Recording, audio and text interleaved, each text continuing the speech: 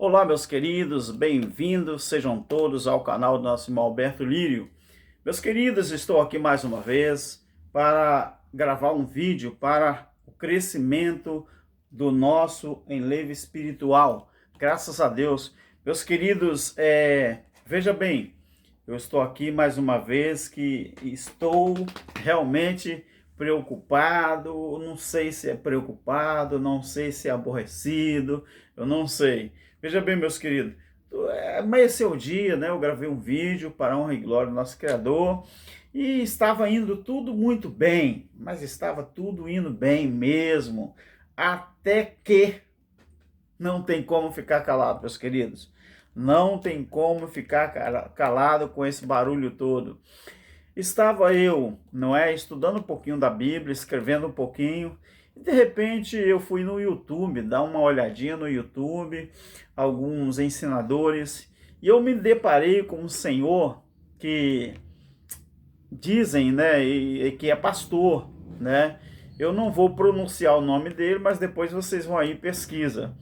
E eu fiquei preocupado. Fiquei preocupado porque eu estava analisando o vídeo dele, visualizei mesmo.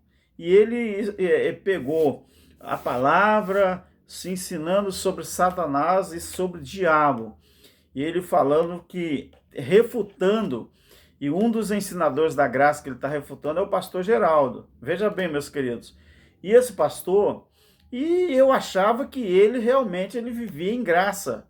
Eu achava que ele tinha abandonado o sistema e estava vivendo em graça. E eu, muito preocupado, mas aborrecido, e eu fiquei assim, falei, meu Deus, não entendi nada agora.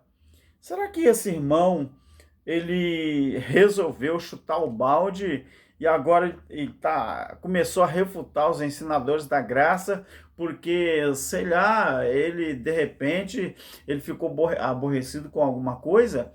Será o que está acontecendo?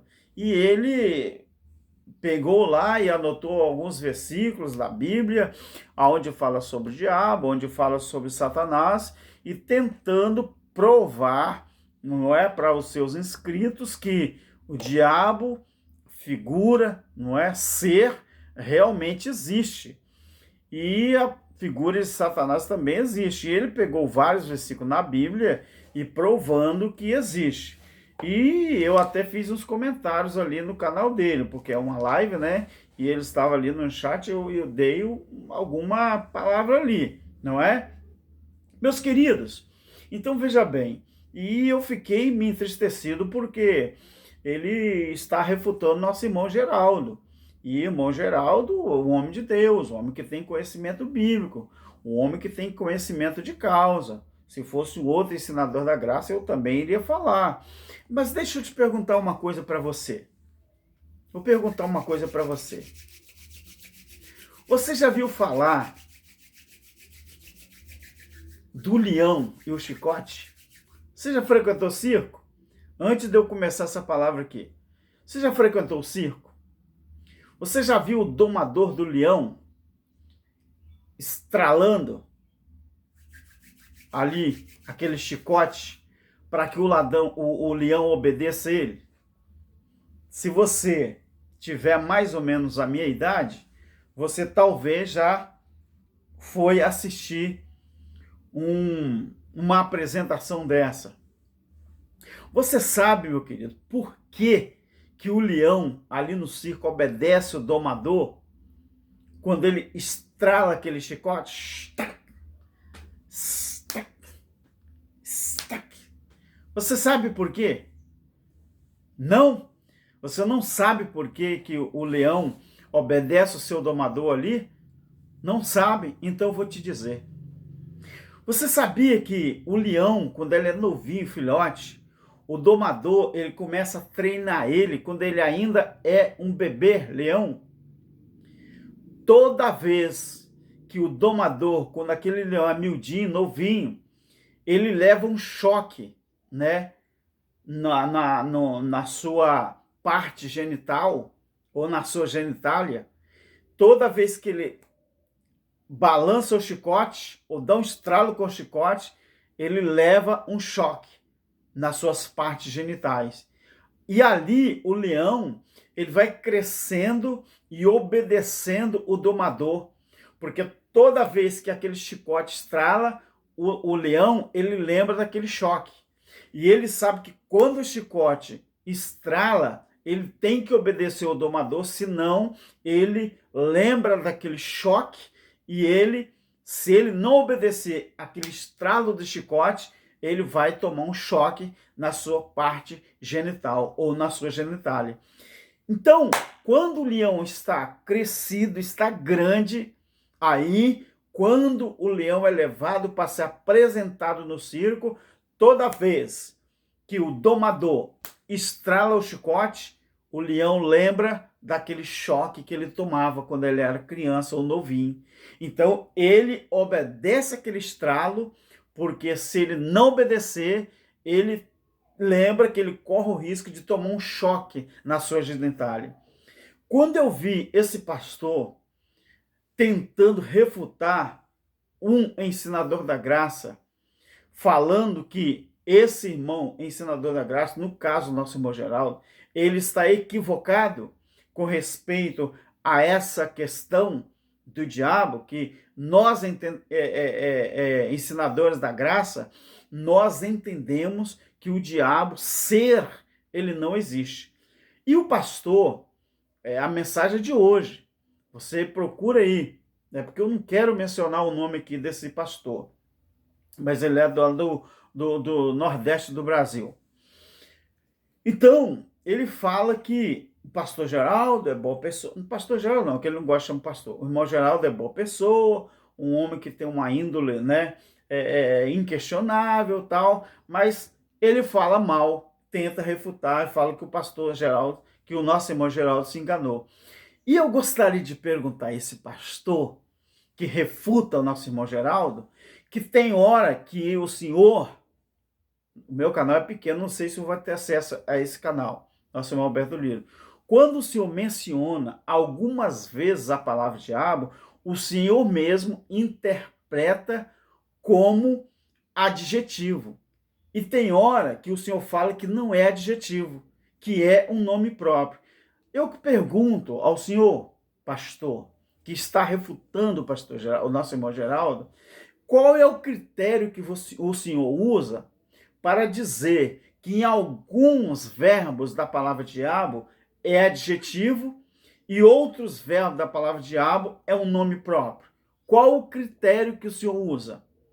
É coisa de Deus ou é coisa da sua cabeça? Por que em alguns trechos o senhor interpreta da sua maneira e outros trechos o senhor interpreta de outra maneira? Deixa eu te falar uma coisa, meu querido. Deixa eu te falar alguma coisa. Não tem como ficar quieto, meu querido, com esse barulho. Olha só, deixa eu falar uma coisa importante para vocês. Vocês, que o senhor se caracterizou ensinador do sistema, deixa eu falar uma coisa para vocês.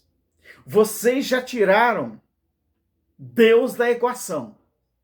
Agora, vocês estão tentando tirar o apóstolo Paulo também. Porque nem mesmo aquilo que o apóstolo Paulo falou em Gálatas capítulo 1, nem Paulo dizendo que todas as revelações que ele teve diretamente de Deus. Vocês tiraram Deus da equação. Para vocês, Deus não vale nada mais, não vale mais nada em se tratando de graça. Agora vocês estão tentando tirar o apóstolo Paulo da equação. Assim fica fácil enganar as pessoas. Meus queridos, pelo amor de Deus, vocês nunca leram a Bíblia no que diz respeito à graça de Deus? Vocês não sabem fazer a diferença entre o Jesus de Nazaré e o Cristo ressuscitado? Será que vocês não sabem que a Bíblia está escrito dizendo que todos os verbos da palavra diabo antes da cruz se referia aos opositores? Por que vocês não entendem que a eternidade com Deus, Deus não fez um reino para dividir com outro ser? Vocês têm que aprender Pelo amor de Deus, vocês têm que aprender que quando a Bíblia fala de diabo, fala de opositor, ou diabolos, opositores. Quando a Bíblia fala de Satanás, fala de acusador ou acusadores. Então, vocês têm que aprender uma coisa. Se tem uma raça que não consegue viver sem a figura de um diabo, é o evangélico, os espíritas. Eles conseguem viver sem a figura do diabo. Os católicos conseguem viver. Até porque, se bem que foi a Igreja Católica Romana, Apostólica Romana, que inventou a figura desse ser.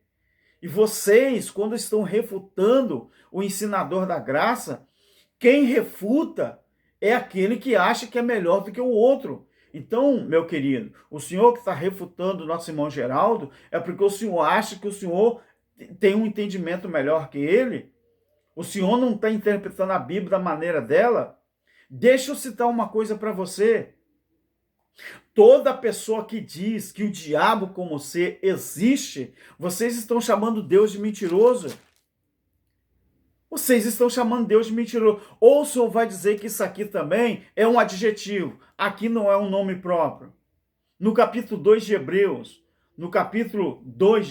14 e 15, está dizendo que, portanto, visto que os filhos participam de carne e do sangue, também ele, esse pronome, é uma referência a Cristo. Ele participou das mesmas coisas para que, através da sua morte, foi a morte de Jesus, meu querido, através da morte dele, ele aniquilasse quem tinha o império da morte, isto é, o diabo. Então você vai dizer que esse diabo aqui que tinha o império da morte é um adjetivo? Muito bem, então preste muita atenção no verbo isto é. E vamos aqui para Hebreus capítulo 10, o versículo 20, então. Vamos olhar aqui, preste bem atenção nisso aqui. Pelo novo e vivo caminho que Cristo, nos consagrou pelo véu, isto é, pela sua carne. Você está vendo que aquele mesmo isto é, de Hebreus capítulo 2, 14 e 15, o mesmo isto é, está se referindo aqui ao véu como a carne de Jesus, pelo novo e vivo caminho que nos consagrou pelo véu, isto é, pela sua carne. Então o véu aqui é uma referência à carne de Jesus, igual lá em Hebreus 2, 14 e 15. Aquele que tinha o império da morte, isto é, o diabo, ele foi aniquilado na cruz. Meu querido, quem tinha o império da morte era quem fazia os judeus cometer transgressão todo dia, toda hora, todo momento. Diabo, que a Bíblia fala, opositor, são justamente aquelas pessoas que se opõem à graça de Cristo. Então você observa que o capítulo 9, meu querido, de Hebreus, vamos observar o versículo 1. Ora, a primeira aliança tinha ordenança de culto sagrado e também um santuário terrestre. Presta bem atenção no versículo 6. Ora, estando essas coisas assim preparadas continuamente, entram no primeiro tabernáculo os sacerdotes para realizar os serviços. Mas olha o versículo 8. O Espírito Santo estava dando a entender com isso que o caminho dos santos ainda não está descoberto, enquanto continua de pé o primeiro tabernáculo. Meu querido, o versículo 11 fala assim, no versículo 11 do capítulo 9 de Hebreus, mas Cristo, tendo vindo como sumo sacerdote dos bens já realizados, por meio de um maior e mais perfeito tabernáculo, não feito por mãos, isto é, não dessa criação, e não por meio de sangue de bode e de bezerro, mas pelo seu próprio sangue, entrou no Santo dos Santos uma vez por todas, havendo obtido uma eterna redenção. Presta atenção, uma eterna redenção. Quando vocês dizem que o diabo vive, quando vocês dizem que o diabo existe, então a morte de Cristo na cruz do Calvário, ou ela foi em vão, ou ela foi imperfeita, meu amigo. Meu querido, como que você conseguiu ser pastor durante tanto tempo? O tempo que você foi pastor, você disse que para o seu povo ali que o diabo existe? Se você disse que o diabo existe, então por que você não falou que Cristo, ele não fez o serviço completo? Meu querido, observa bem, versículo 14 do capítulo 9 de Hebreus: quanto mais o sangue de Cristo, que pelo Espírito eterno se ofereceu a si mesmo, imaculado de Deus, purificará. Isso aqui nós estamos antes do juízo. Outra coisa, o senhor relatou no seu vídeo que João, ele viveu até 95, e como que o juízo aconteceu? O Apocalipse foi escrito em 70. Não, meu filho, o Apocalipse não foi escrito no ano 70. O Apocalipse foi escrito antes do ano 70. O ano 70 que foi a consumação, a graça em pleno vigor, a graça concluída. Ali foi o juízo, chamado de boda do Cordeiro para muitos. Na verdade, aquilo ali era uma festa de casamento chamado boda do Cordeiro. Isaías 60, 61, 62, 63. Para muitos, aquilo lá foi uma destruição, foi um juízo, foi a vingança de Deus sobre a grande prostituta, a grande Babilônia, que era aquela Jerusalém física. Mas para o próprio Deus era festa de casamento, era festa das bodas, meu querido. Por que vocês não aceitam que a doutrina futurista de vocês, ela engana as pessoas? Meu querido, vocês têm que aprender a palavra de Deus. Vocês têm que aprender a palavra de Deus, pelo amor de Deus. Vocês têm que aceitar.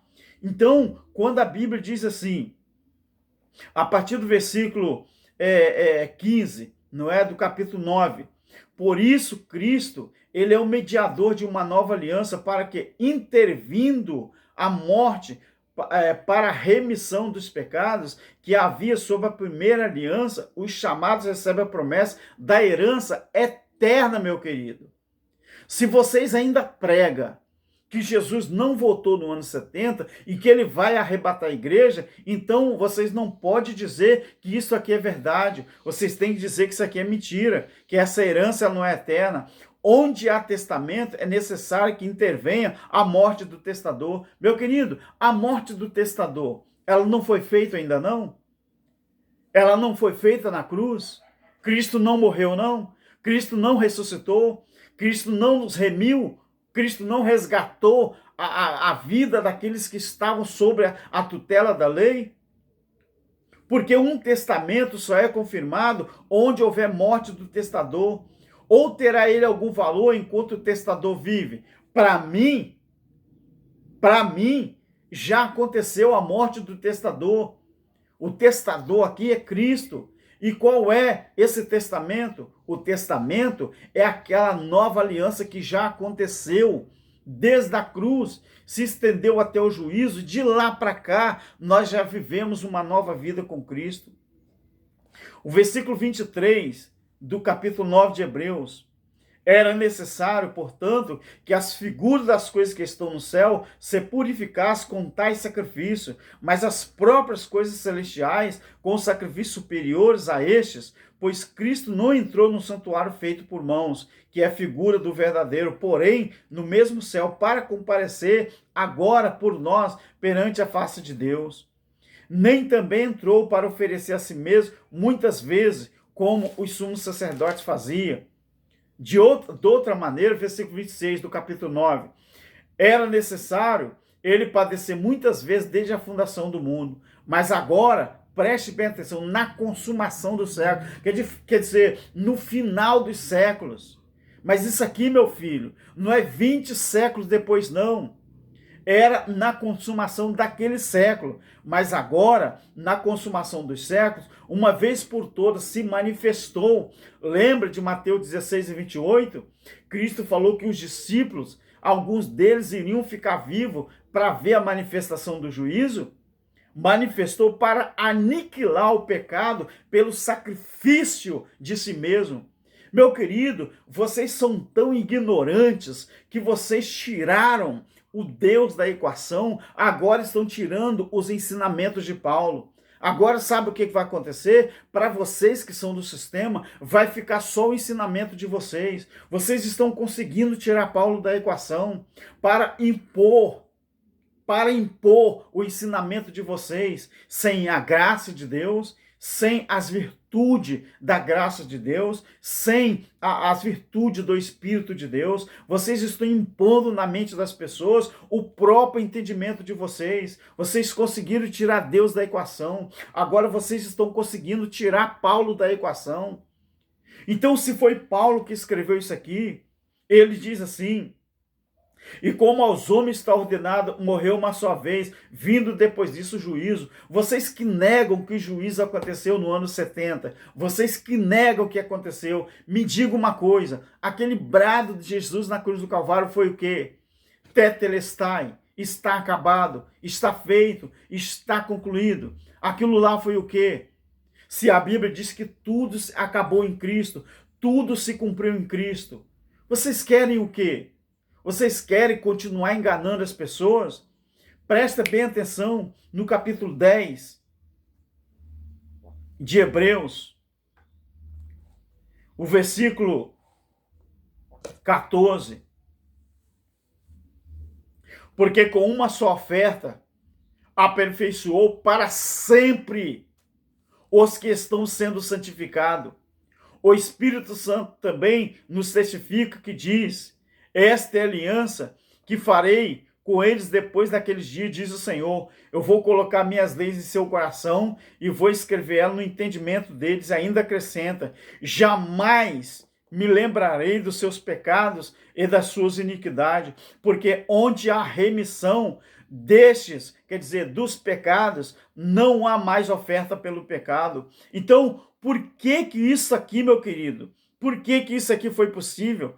Por que foi possível não lembrar mais dos pecados? Porque quem causava o pecado foi aniquilado na lei, lá na cruz. Então, a Bíblia fala aqui que Deus falou: jamais me lembrarei dos seus pecados e das suas iniquidades. Mas sabe por que vocês, a religião, vocês lembram as pessoas que eles têm pecado e que têm iniquidade? É porque vocês não acreditam que o sacrifício de Cristo na cruz do Calvário, ele foi feito de uma vez por todas. E outra coisa, meu querido, onde há remissão dos pecados, não há mais oferta pelo pecado.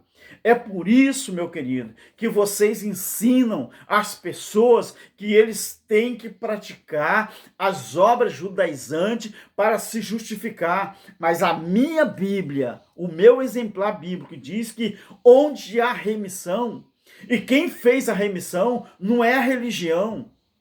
Quem fez a remissão não foi líder religioso. Quem fez a remissão foi o sangue de Jesus vertido na cruz do Calvário. Olha só aqui o que diz o versículo 19 do capítulo 21 de Hebreus. Portanto, irmãos, tendo ousadia para entrar no Santo dos Santos pelo sangue de Jesus, pelo novo e vivo caminho que ele nos consagrou pelo véu, isto é, pela sua carne, e tendo grande sacerdote sobre a casa de Deus. Presta atenção em Hebreus 2:14. Presta atenção nisso aqui. Portanto, visto que os filhos participam das mesmas coisas, para que pela sua morte aniquilasse quem tinha o império da morte, isto é, o diabo, e livrasse a todos os que com medo da morte estavam por toda a vida sujeito à escravidão. Meu querido, será possível que vocês não estão satisfeitos de ter tirado Deus da equação? Vocês não estão satisfeitos de ter rebaixado Cristo? Agora vocês querem tirar Paulo da equação só para satisfazer o seu bel prazer? Ô meu querido, digníssimo pastor, eu acreditava que o senhor já tinha sido liberto do sistema religioso. Mas pelo visto, o Senhor não se libertou, não. Pelo visto, o Senhor não se libertou. Deixa eu mostrar uma outra passagem bíblica aqui, muito interessante. Meu querido, remir pecado é expiar pecado, é redimir pecado, é resgatar pecado.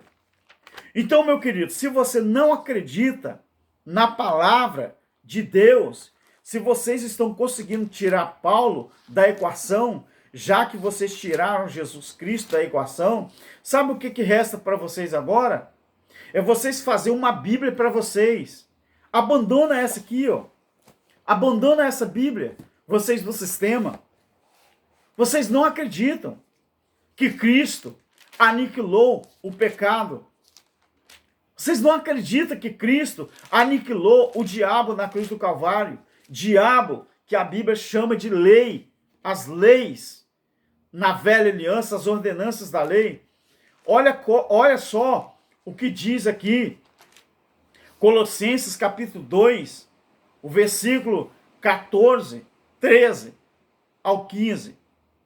E a vós outros que estavam mortos dos vossos pecados e na incircuncisão da vossa carne, vos vivificou juntamente com ele, perdoando-nos todos os nossos pecados, havendo riscado o escrito de dívida que havia contra nós nas suas ordenanças, a qual nos era contrário. Você está vendo aqui qual foi o diabo que Cristo aniquilou na cruz? Ele tirou do meio de nós, cravando na cruz e tendo despojado. O que é despojar, meus queridos? É tirar força, é tirar a sua riqueza, é tirar as suas pompas. Despojar é você despir, é você tirar a roupa, você tirar o seu bem. Qual era o bem maior da lei? Qual era o bem maior que a lei tinha? A força do pecado, a Bíblia diz que era o quê? Era a lei. Observe o que diz, meu querido. 1 Coríntios capítulo 15. Se você prega e ensina aos outros que o diabo existe, que o diabo ele vive, então pegue a sua Bíblia, joga fora e adote outra Bíblia, mas que não seja a Bíblia essa que nós usamos. Sabe por quê? Abra sua Bíblia aí em 1 Coríntios capítulo 15. Vê se isso aqui é mentira ou é verdade. Isso aqui é para você entender no âmbito espiritual.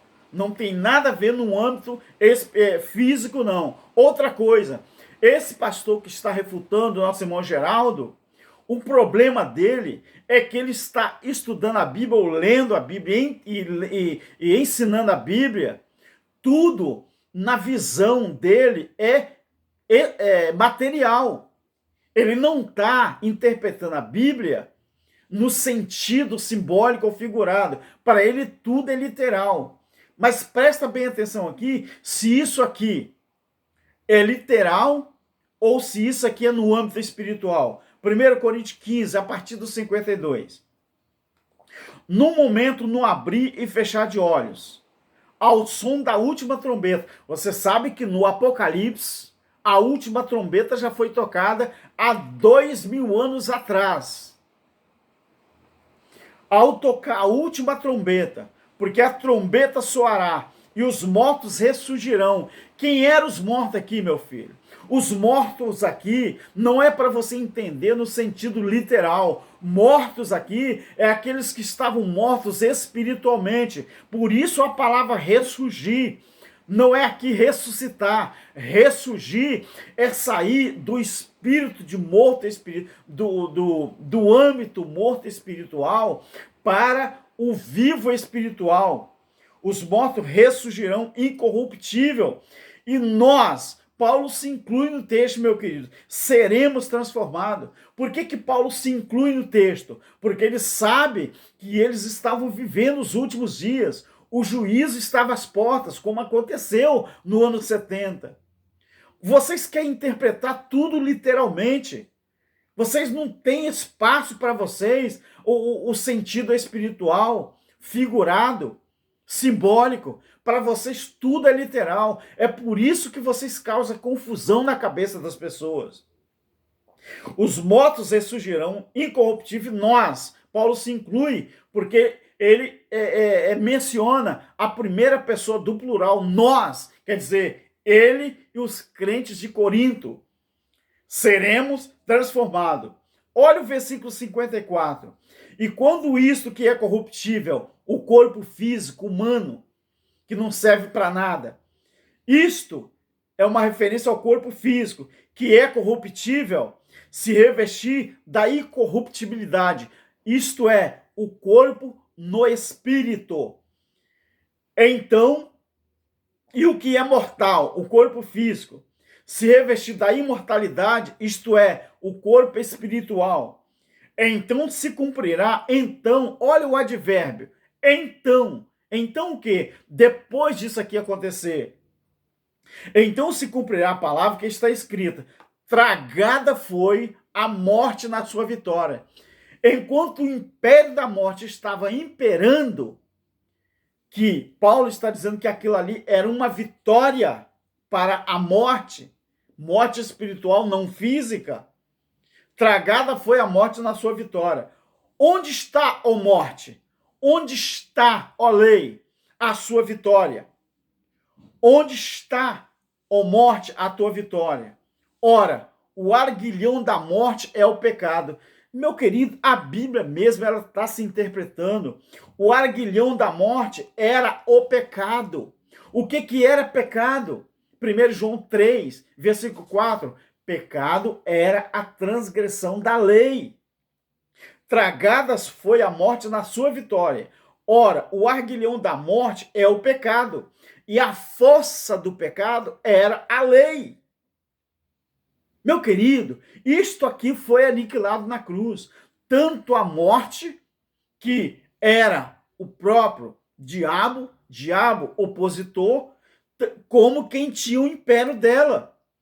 Tanto a lei como o pecado. Isto é, tanto a morte como o pecado. Porque a força do pecado, a força da transgressão era a lei. Então, essas duas coisas, elas foram aniquiladas na cruz. E desde lá para cá, olha o que aconteceu então, de lá para cá, meus queridos. Será possível? É difícil as pessoas entenderem tanto, é difícil das pessoas entenderem isso. Vamos olhar aqui em Hebreus, capítulo 12, a partir do versículo 22.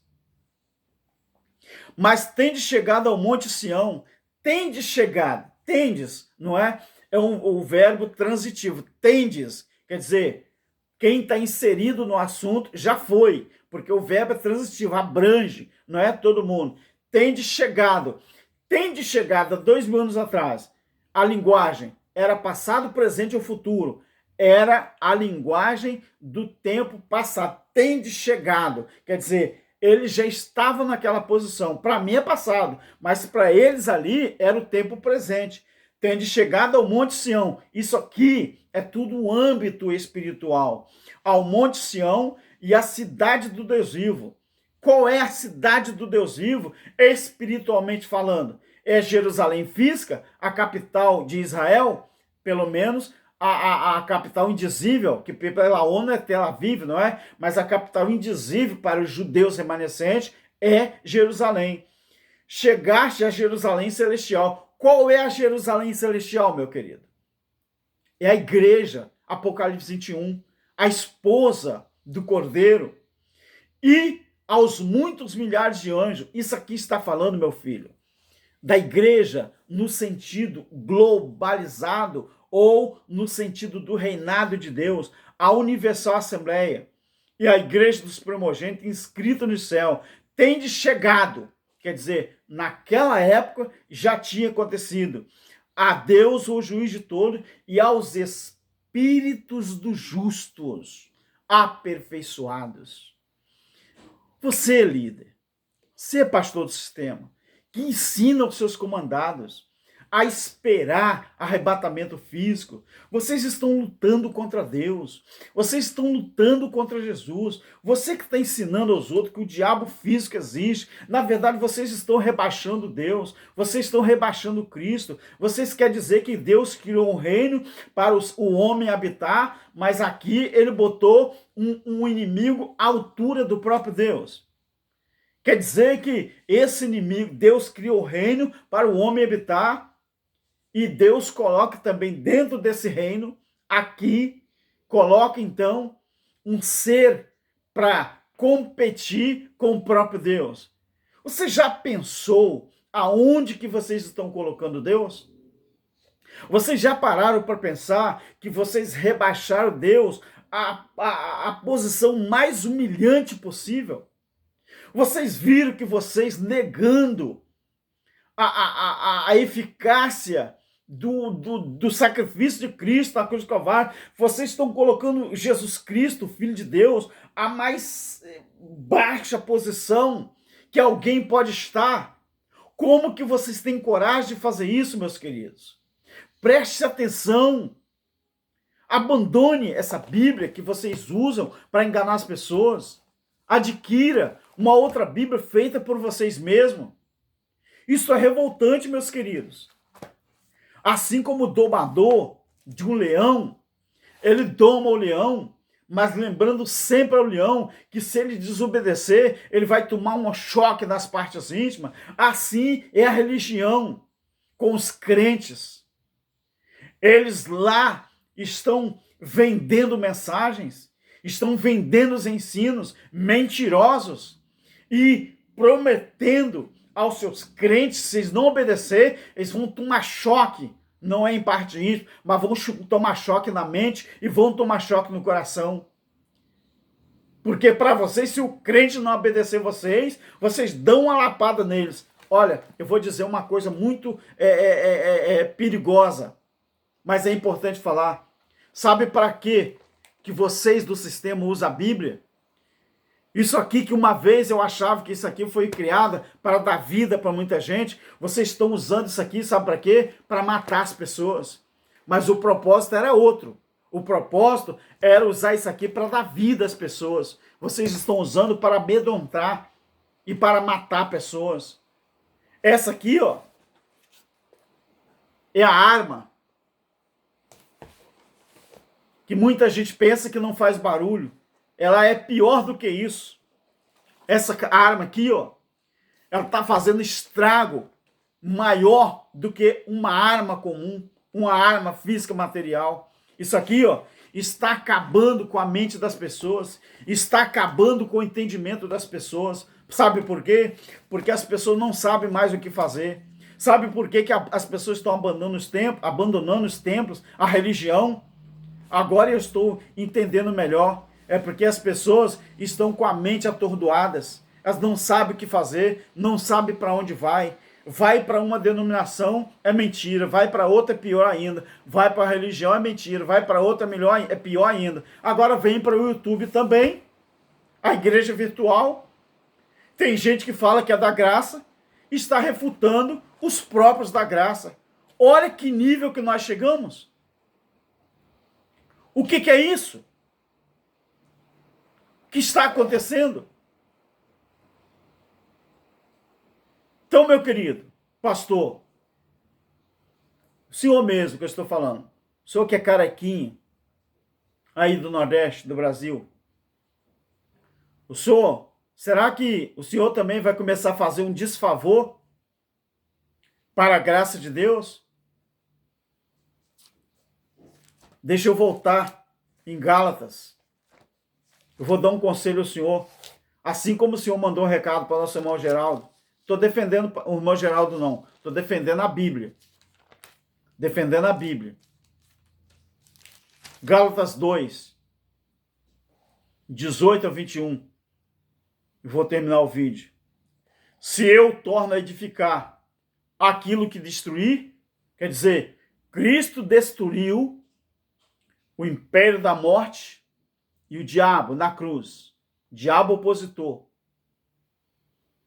Se eu torno a edificar aquilo que eu destruí, eu constituo-me a mim mesmo transgressor, pois eu, pela lei, estou morto para a lei, a fim de viver para Deus. Vocês nem estão vivendo para Deus e não estão deixando as pessoas viver, porque vocês ressuscitaram aquilo que Cristo destruiu. Para pensar nisso, meus queridos. Eu estou crucificado com Cristo e já não vivo eu, mas é Cristo que vive em mim. A vida que agora eu vivo da carne, eu vivo pela fé no Filho de Deus, que me amou a si mesmo e se entregou por mim. Agora preste atenção no versículo 21. Eu não anulo a graça de Deus, porque se a justiça provém da lei, então segue-se que Cristo morreu em vão. É isso que vocês fizeram. É isso que vocês estão fazendo. Vocês já conseguiram tirar Deus da equação. Vocês do sistema. Conseguiram tirar Cristo da equação. Agora vocês estão tirando o apóstolo Paulo da equação. Não sei se o mundo religioso já percebeu isso. Deus já não tem valor para muita gente do sistema. O sacrifício de Cristo também já perdeu o valor para o sistema. E agora é o apóstolo Paulo, o pregador da graça, que também estão tirando ele da equação. Sabe aonde nós vamos parar? Olhe lá se nós já estamos vivendo isso.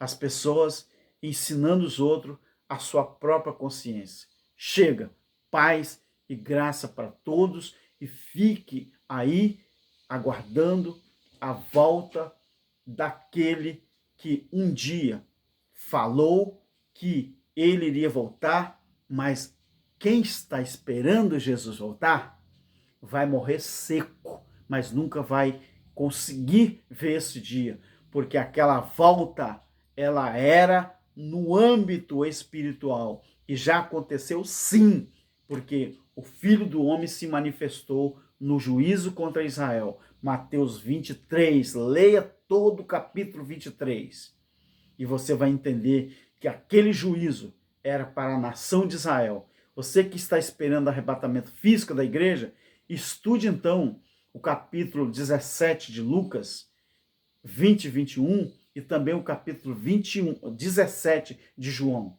Na oração sacerdotal, Jesus falou: Pai, não tire seus discípulos do mundo, mas guarde eles do mal. Qual era o mal? A grande tribulação que haveria de acontecer no juízo. Tá bom, meu querido? Então, preste atenção, porque estamos correndo perigo. Estamos correndo perigo, infelizmente. Mas Deus é conosco. Graça e paz. Amém.